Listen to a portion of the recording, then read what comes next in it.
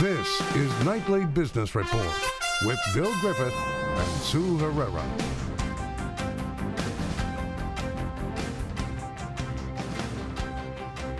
Good evening, everybody, and welcome to this special edition of Nightly Business Report. Sue is off tonight. With the stock market closed this Christmas Day and 2019 wrapping up, it's a good time to take a look at the year ahead to figure out what may be in store for the markets, the economy, and your money. So that's what we're going to do tonight based on what we already know and what the experts believe are going to happen. So we begin with two reports on things we cover every day. Steve Leisman will take a look at the economy. But first, Bob Pisani has the outlook for the stock market from the New York Stock Exchange. Oil stocks bounce, rates go up, and the direct listing craze will peak. Here's three predictions for 2020. First, against all odds, energy stocks will outperform the S&P 500. It's been a lost decade for energy investors, with oil stocks up just 6% in 10 years. But a combination of high dividend yields and relatively low earnings multiples will make several oil companies much more attractive in 2020. Bank of America, for example, believes ExxonMobil could move up 50% to $100 as it sells assets, expands production, and doubles its cash flow by 2025. Second, lower rates in 2020? Not necessarily. Many central banks don't seem to want it.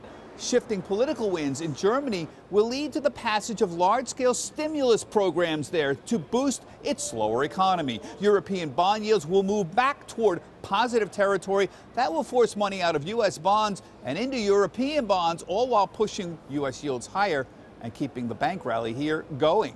Finally, the direct listing craze will peak when Airbnb goes public via direct listing. It's all the rage right now. Private equity investors disappointed with IPO returns this year are pushing direct listings to cut costs and allow employees and private equity to sell shares. But no one asked the buy side. Direct listings, Spotify and Slack, are both underperforming the overall market, and a disappointing Airbnb debut will convince many that allowing early investors to sell all at once may not be right for everyone. For Nightly Business Report, I'm Bob Pisani at the New York Stock Exchange. Nothing is more central to the outlook in 2020 than what happens to the trade war. It looks to have depressed growth here at home and around the world this year. It led the Federal Reserve to reverse course and cut rates sharply in 2019. Here's what to look out for in 2020. First, the trade war should improve somewhat, or at least not get worse. As the year drew to a close, that seemed to be the case already with the announcement of a limited U.S.-China Phase 1 deal. Uncertainties will remain, but business will learn to invest and prosper in a world with a constant rumbling of trade disputes. Second, assuming a lot of damage hasn't already been done, that should help to lead to improved global growth. That could help lift U.S. growth towards 2.5% in 2020, or a half point above where it likely closed out 2019. But third, the Federal Reserve should remain on hold while much of this plays out. It could consider raising rates if global growth also firms global inflation and other central banks start to hike. For Nightly Business Report, I'm Steve Leisman. And as Steve just mentioned, trade was one of the defining economic issues this year. And even though progress was made, there are still a number of things yet to be resolved. Kayla Tausche takes a look at what 2020 might hold. The Trump administration rocked the trade boat in 2019 with unpredictable tariffs and short-lived truces. In 2020, international trade will move back toward the status quo. First, China tensions return to a simmer. Fireworks will fade when the U.S. and China sign off on a Phase 1 deal in early January. A second deal will remain far off, but if China engages on and enforces this first deal, expect tariffs to be rolled back slowly. Second, farm finances will be in focus. As planting season gets underway, American farmers will size up the pain of a 2-year trade war and the salve of new business with China, Mexico, Canada, and Japan. Agriculture Secretary Sonny Perdue says more financial aid will be warranted if the ag economy doesn't rebound quickly. Third, Europe will be back in the crosshairs. As President Trump eyes re-election, he'll home in on a new target, the EU. With rising tariffs on luxury goods, the president's stump speeches will be testing ground for new material on auto tariffs and energy sanctions. But he'll pocket those fights until after November. For Nightly Business Report, I'm Kayla Tausche in Washington. Joining us now to talk about what they see ahead for the economy and the markets next year, we have Jim O'Sullivan with us. He's Chief U.S. Macro Strategist at TD Securities. John Lynch is Chief Investment Strategist at LPL Financial. Good to see you both. Thanks for joining us. Hi, Bill. Thank you. Jim, let me start with you. I mean, we laid out here, there were so many walls of worry for the markets in 2019, trade, the Fed, you know, on and on. Slow growth overseas, but many of those are starting to be resolved right now. What is your outlook for 2020? Well, I think will continue to be some anxiety and volatility along the way, but in the end, growth will remain at least modestly positive. So the already record-long expansion will continue at least at a weak pace. The unemployment rate is already at a 50-year low at 3.5%. So I think the unemployment rate stays low. But I mean, I think we haven't necessarily seen the end of the follow through of the impact of weaker global growth and the trade tensions. So for now, the global backdrop is still pretty weak. But I think in the end, yes, the economy will continue to grow at least modestly. John, we've already seen a slowdown in hiring to begin with going into 2020. What other areas do you see that you're going to be watching carefully going into the new year? Well, I think the most important area, on the hiring thing, I think we have to moderate a little bit, right, in year 11 of the cycle. Right. But I think the most important thing is we get clarity on trade. It's whether or not business resumes investment, because that's really the key, I think. If you want to consider businesses investing, that enables productivity to continue to grow. And what the market translation for that is that margins can be sustained, because last year we saw price dramatically outperform earnings. So to the degree we have a better year in the stock market, we really need to see margins sustained. And if we get further clarity on business investment, that helps productivity, which could therefore lead to upward earnings estimates. Jim, we've gone through a few cycles in the market in the last couple of years here. There will be a period of time when money managers will want to look to growth stocks, but then they shifted to defensive stocks when the trade war was really heating up at some point. Now they've really migrated back to those growth stocks again. What do you think will be the better performers in 2020? Well, I'd talk more about the economy, I guess, than the stock market per se. But I would say the backdrop is such that, I mean, the tone is certainly better right now in terms of people feeling less worried about recession risks. But that said, it's not all clear sailing either, I would say. I mean, again, the global backdrop, I would say, is still on the softer side. And trade policy uncertainty hasn't necessarily gone away either. Right. And I mean, as far as the stock market and earnings go, I mean, yes, the P was up a lot more than E, and E by many measures was actually down in the past year. So it may be harder to squeeze much earnings growth at the E out of the economy at this point of the cycle. But I guess what I'm getting at then is, what does that mean for those companies that are involved in international trade? You know, those multinationals based here in the United States that have been suffering to some degree, or did for a time, because of the trade tensions with China. What happens now, do you think? Well, I mean, it's a question of how quickly does global growth come back, or if it comes back. And I mean, certainly it's positive that we have the U.S.-China trade deal, although there's still even uncertainty about is there full follow-through on that. And as Kayla mentioned in her piece, there's some uncertainty about what happens with Europe as well. But the global numbers are still on the softer side. Certainly the manufacturing numbers are still on the weaker side. So it's not as if the signing of the trade deal, assuming that happens in early January, is suddenly going to cause global growth to snap back dramatically. So I think the backdrop for global growth is still on the soft side. And John, where do you stand on whether you should look for those high growth stocks again in the new year, or stick with some of the value and defensive plays out there? We're paring back on growth. We're looking at some opportunities in value, so it's more of an equal weight right now. But to your point about those companies benefiting from resumption of global trade, if you just look at earnings forecasts for 2020, we're looking at probably 15% earnings growth for industrials and the energy space, two areas that have been affected quite a bit. And there are two of the leading sectors. And then if you factor in the potential for higher market interest rates, that would also bode well for the financial sector. Jim O'Sullivan with TD Securities, John Lynch with LPL Financial. Thank you again both for joining us. Thank you, Bill. Thank you, Bill. 2020 also brings, of course, a presidential election and the final year of President Trump's first term. What should investors expect? Here's Eamon Javers. To paraphrase Winston Churchill, it's either the beginning of the end of the Trump presidency or just the end of the beginning as the president ramps up his re-election campaign. Here are 3 things to watch in 2020. First, the president survives impeachment. Conventional wisdom says an impeachment vote in the House will be followed by an acquittal in the Senate, meaning the president stays in office for all of 2020. But just about everything about the Trump era has been wildly unpredictable, so watch this space. Second, legislative letdown. The president began his first term with efforts to repeal Obamacare, which failed, cut taxes, which succeeded, and slash regulations, which he has done. But there's not much left on the president's legislative agenda, and Democrats aren't likely to pass a lot of the president's priorities in an election year. So don't count on a lot of bill signings here in 2020. Third, it's all about that base. The president will campaign the same way he governs and the same way he won back in 2016, with a laser focus on his political base. And for a chief executive who's never topped 46% in Gallup approval ratings, that means he knows he needs every voter he had last time, and he doesn't have much chance of converting those he didn't have. That means we'll see an emotional, divisive, and dramatic election year. For Nightly Business Report, I'm Eamon Jabbers at the White House. Meanwhile, on Capitol Hill, lawmakers have a big to-do list for the new year, and one of the issues topping that agenda is regulating big tech. Yolande Mui has been covering that story for us all year. She's back with a look ahead.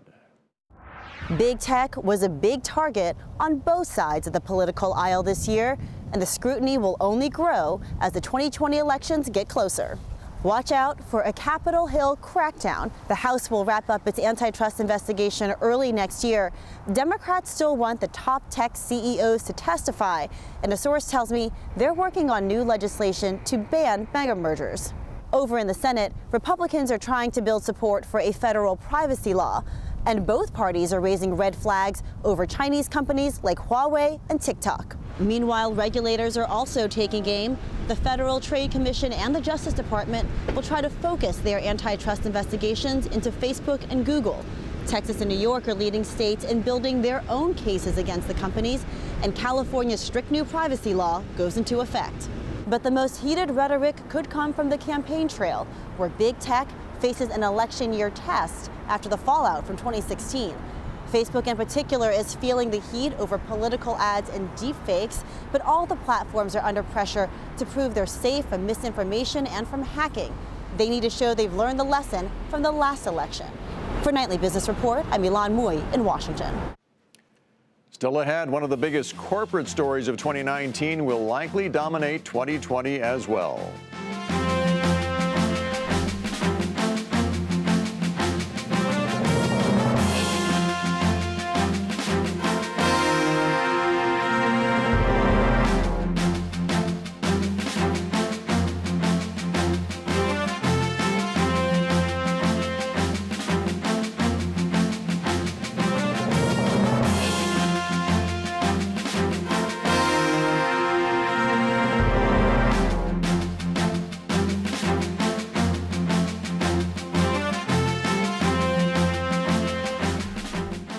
It was another strong year for the labor market. 2019 brought the lowest unemployment rate in 50 years, and one of the biggest challenges that companies faced was finding those skilled workers. Here's Kate Rogers. A hot economy led to a tight job market in 2019, with education and health services, leisure and hospitality, and professional and business services leading the pack when it comes to job gains. Here are 3 predictions for the labor market in 2020. First, workers remain in high demand. 2019 was truly an employees market as companies across sectors named finding and keeping talent a top challenge. Expect the trend to continue next year as unemployment remains historically low. Baby boomers continue to age out of the workforce, leaving an even smaller pool for employers. Second, incentives and training continue. Upskilling or training workers already employed by a company is a move many employers are making as the supply of available talent remains low. Training programs, along with incentives like bonuses and more robust benefit offerings, will be key in attracting and retaining workers. Third, tech continues to change the game. From manufacturing to retail, technology is becoming an increasingly important part of the equation for workers. Look out for technological advances continuing to shape where and how employees do their jobs. For Nightly Business Report, I'm Kate Rogers.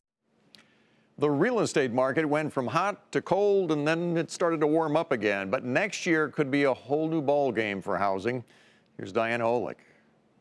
The housing market is a mix of highs and lows. So here's what to watch in 2020. First, the housing shortage will get worse. The number of homes for sale is already low, and demand is incredibly strong thanks to improving employment and the largest generation aging into its home buying years. The demand, however, is mostly on the low end, where supply is leanest. That will cause prices to continue to overheat at the entry level, while prices ease on the higher end, where supply is more plentiful. Second, mortgage rates will stay low. Mortgage rates dropped in 2019 and will likely stay low through 2020 as uncertainty over a trade war and presidential election year keep investors heavy in the bond market. Mortgage rates loosely follow the yield on the 10-year Treasury. The only wild card is mortgage finance reform. If major changes are made to the roles of Fannie and Freddie, rates could finally break higher. And third, we're bullish on the builders. The combination of a major housing shortage and low interest rates will keep demand for new housing high, both single and multifamily. The home builders have been ramping up production, and in 2019, they finally started to pivot to entry-level homes. If they can afford to put up even more, big sales numbers will follow. Their headwinds, though, continue to be high prices for land, labor, and regulatory compliance. For Nightly Business Report, I'm Diana Olick in Washington. And joining us now with her predictions for the housing market in the new year, Daryl Fairweather is back with us. She's chief economist at Redfin. Good to see you again. Welcome back.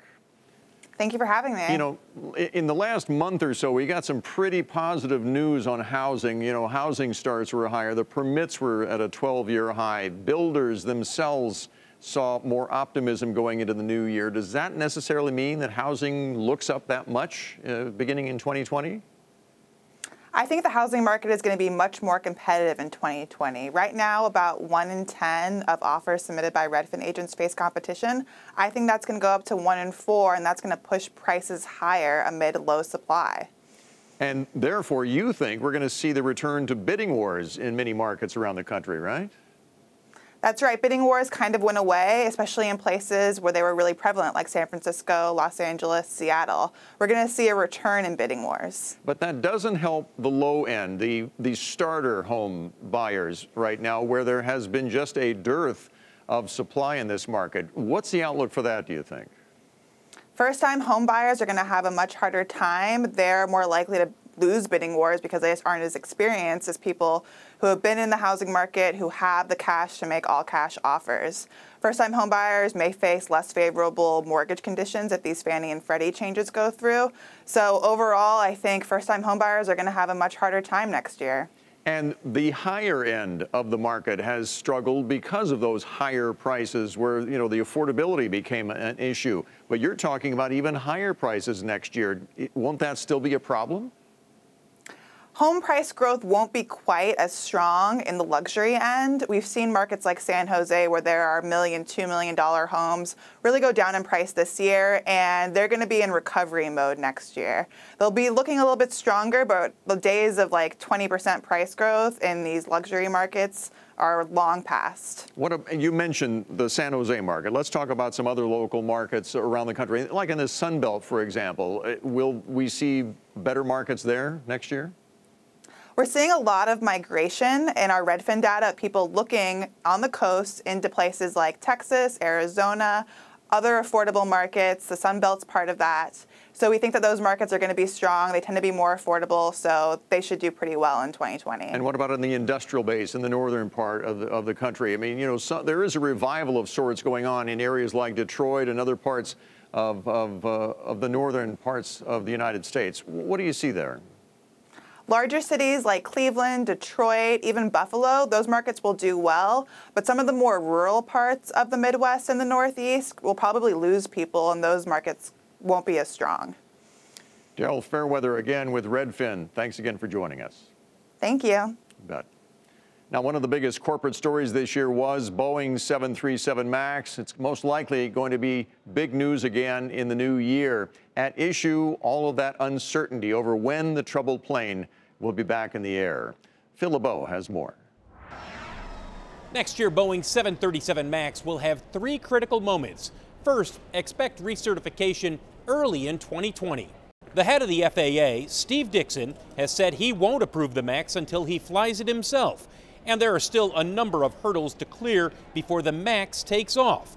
But most believe it will be recertified in the first couple of months of next year. Once that happens, expect airlines to make a big push to convince flyers the MAX is safe. Southwest, American, and United have parked their MAX planes for almost a year. They know passengers may hesitate or flat out refuse to board a MAX. So executives of those airlines will be on MAX flights to reassure their customers the planes are good to go. Once the MAX is back, look for Boeing to slowly ramp up production. Yes, the assembly line will be down at the start of the year, but Boeing will likely go to building 42 a month by mid-year. What about the MAX airplanes that have been built but not yet delivered? They will eventually take off and go to the airlines that have ordered them. But it will take all of 2020 and beyond for Boeing to clear out the inventory of more than 400 MAX airplanes. Phil LeBeau, Nightly Business Report, Chicago.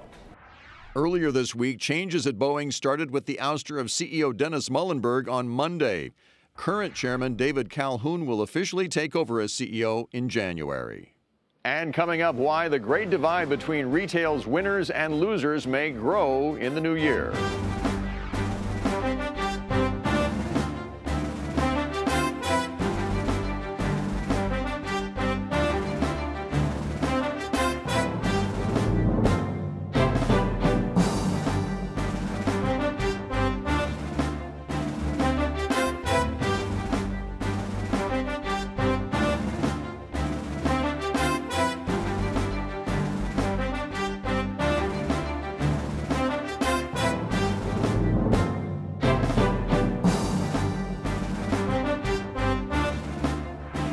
Consumer definitely powered the economy in 2019. Spending was strong because companies kept hiring. But that doesn't mean that all retailers reap the rewards. Courtney Reagan takes a look now at what the new year might bring. 2019 was a difficult year for retail with clear winners and losers. Expect the divergence to continue in 2020. First, the tariff divide. While the country's tariff schedule continues to evolve, brands and retailers aren't waiting to adapt, and some will do so easier than others. Big retailers like Target, Walmart, and Best Buy use scale and influence to keep prices low for shoppers by insisting the brands they buy from take on whatever higher cost result. It will hurt smaller, less powerful players. Second, old is new again. As the retail resale market grows, watch for more retailers to experiment with new ways of selling merchandise secondhand. As Gen Z focuses on more sustainable shopping, watch for retailers to deploy new consignment options, giving old merchandise second life. And third, new CEOs, new strategies. Many retailers have or will have new CEOs settle in the new year, including Bed Bath & Beyond, Nike, Under Armour, Tapestry, and Gap. Investors wait to see if the new leaders will dramatically shift the strategies in new directions and then decide if they're willing to give them a chance to make change. For Nightly Business Report, I'm Courtney Reagan. And it's hard to talk about retail without mentioning e-commerce and the changing way that people shop. The fact that most consumers expect their packages to be delivered ASAP. Frank Holland has that story. 2019 is on pace to be another record year for e-commerce, with holiday online sales forecast to increase as much as 14%, according to the National Retail Federation. And the trend is expected to continue in 2020. Here's what to watch. First, e-commerce exceeds expectations. The global e-commerce market could grow to $4 trillion in 2020, according to UBS, but has the potential to be even larger as more retailers offer same-day and next-day shipping, along with added curbside pickup options. Also, total sales made by smartphone are expected to increase by 32% next year, according to eMarketer. Second, Amazon acquisitions. Amazon's e-commerce empire is built on strong logistics on the ground and in the air. Amazon currently operates about 50 planes and expects to have 70 flying by 2021. Look for acquisitions in 2020 as it continues to grow its capacity for ground logistics and delivery. And third, drone delivery. FedEx and UPS are battling to be the leader in residential drone deliveries. Both companies are testing technologies with drugstore chains to deliver prescriptions and retail goods. Amazon and Google also have their eyes on the skies when it comes to shipping. 2020 may be the year e-commerce takes flight in a whole new way. For Nightly Business Report, I'm Frank Holland. And finally tonight, the changing way we all watch television. New streaming services are everywhere now, with more and more content available at the touch of a button. What will 2020 bring to this fast-changing business? We'll sit back now and watch Julia Borston's report. In 2020, we'll see the shifting power dynamic between media giants and tech titans battling for viewers. First, Netflix will lose more subscribers in the U.S. as a slew of new streaming apps gain traction. With NBC Universal's Peacock launching in April and HBO Max launching in May, on top of this year's new additions of Disney Plus and Apple TV Plus, Netflix will face steep competition for subscribers here in the U.S., putting pressure on it to continue investing in content and to focus on international growth. Second, ad-supported streaming, with Peacock entering the fray, will be the new front in the streaming wars. With the ad-free subscription business Netflix pioneered now crowded, consumers, advertisers, and content creators will shift focus to streaming ad-supported content for free. NBC Universal's Peacock is going up against Viacom's Pluto and independent Tubi and Xumo. Third, the success of streaming video will eat into the box office, which will decline next year.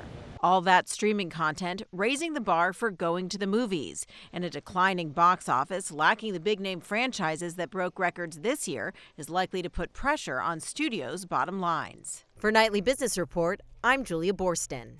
Thank you for watching this special edition of Nightly Business Report. I'm Bill Griffith. Merry Christmas, everybody. We'll see you tomorrow.